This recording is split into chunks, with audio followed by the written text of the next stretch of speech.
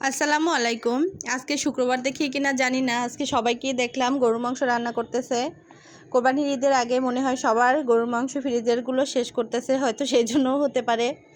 আমারও ফ্রিজে ছিল, সেটা আজকে রান্না করব।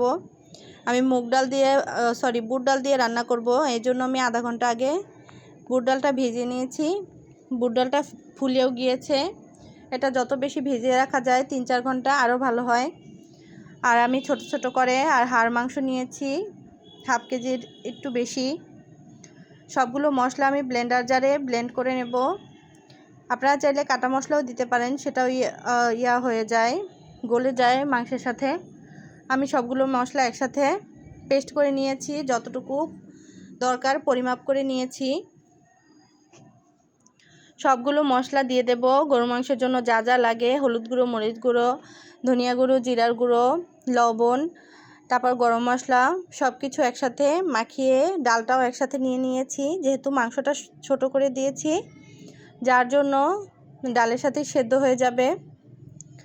তো সবগুলো মশলা একসাথে হাতের সাহায্যে মাখিয়ে এখানে আমি আধা ঘন্টার মধ্যে রেস্টে রেখে দিচ্ছি। আধা ঘন্টার মতো মাখিয়ে নেওয়ার পর আমি এই অবস্থায় চুলায় দিয়ে দিচ্ছি।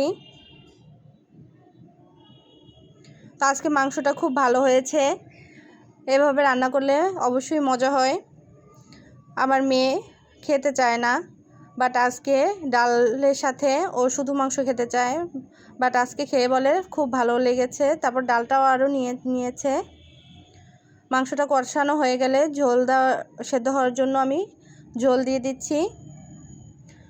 এবং সবশেষে জিরার গুঁড়ো দিলে মাংসের ফ্লেভারটা ভালো আসে, খেতেও টেস্ট লাগে।